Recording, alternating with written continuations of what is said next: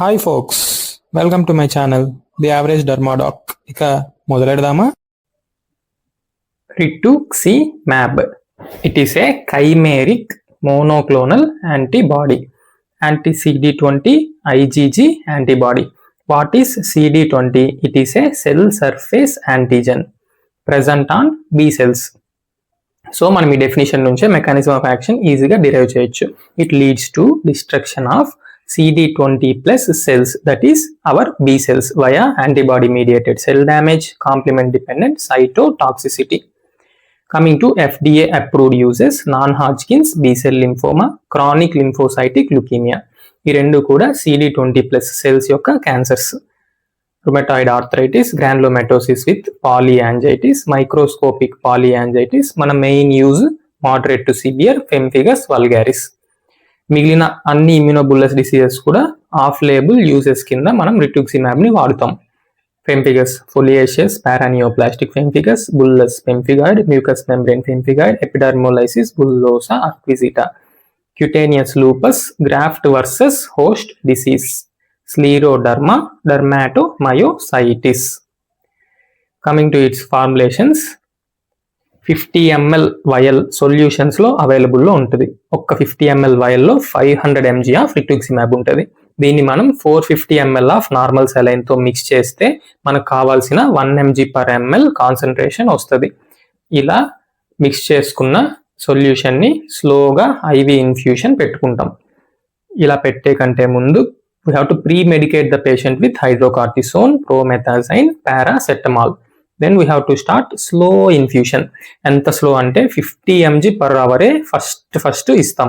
ఆ తర్వాత infusion reactions ఏమీ లేవు, పేషెంట్ వెల్ టాలరేటింగ్ అని డిసైడ్ అయ్యాకే we'll double the dose every 30 minutes. అలా టోటల్ మనం ఒక 1000 mg ఇస్తాం ఆన్ డే 1. ఆ తర్వాత 14 days వెయిట్ చేసి మళ్ళీ ఇంకో 1000 mg ఇస్తాం. డే 15, డే 1 ఒకసారి, డే 15 ఒకసారి 1000 mg. This is rheumatoid arthritis protocol. ఇంకో ప్రోటోకాల్ ఉంది, లింఫోమా ప్రోటోకాల్. దీంట్లో 375 mg per meter square weekly ఇచ్చుకుంటాం 4 weeks. ఈ రెండిట్లో రుమటాయిడ్ ఆర్థరైటిస్ ప్రోటోకాల్ చాలా ఈజీ కాబట్టి మోస్ట్ కామన్ గా ఫాలో అవుతాం. అడ్వర్స్ ఎఫెక్ట్స్ వచ్చి ఇన్ఫ్యూషన్ రియాక్షన్, ఇన్ఫ్యూషన్ ఇస్తున్నప్పుడే అనాఫైలాక్సిస్, అరిథ్మియాస్ వచ్చే ఛాన్సెస్ ఉన్నాయి. సో మనం మానిటరింగ్ ఇన్ఫ్యూషన్ అప్పుడే కేర్ఫుల్ గా చేసుకోవాలి. ఇన్ఫెక్షన్స్, పర్టికులర్ గా reactivation of hepatitis B virus, haematological pancytopenia, hypogammaglobulinaemia, anti drug antibodies. రిట్యూక్సిమాబ్ ఏంటి అసలు? కైమెరిక్ మోనోక్లోనల్ యాంటీబాడీ, అంటే నాన్ హ్యూమన్ స్పీసీస్ ప్రోడక్ట్ కూడా కొంచెం ఉంటుంది కాబట్టి అది ఫారిన్ బాడీ మనకు. దానికి అగైనెస్ట్ గా మన బాడీ యాంటీబాడీస్ ని ప్రొడ్యూస్ చేయొచ్చు. Bowel obstruction and perforations very rare. Mucocutaneous side effects like SJS, 10, lichenoid dermatitis, paraneoplastic pemphigus. మనం రిట్యూక్సిమాబ్ ని వెసిక్యులోబుల్లస్ డిసార్డర్స్ ని ట్రీట్ చేయడానికి వాడితే యాజ్ అ సైడ్ ఎఫెక్ట్ గా మళ్ళీ వెసిక్యులోబుల్లస్ డర్మటోసిస్ వచ్చే ఛాన్సెస్ ఉన్నాయి. Investigations and monitoring of rituximab, CBC-LFT monthly చేసుకుంటాం ఫర్ 3 months. ఇంకా RFTs, RBCs, ECG, 2D echo, hepatitis B, C, HIV screening, TB screening main గా ఇయర్లీ వన్స్ చేసుకుంటాం. ఇగ్రాతో interferon gamma release assay.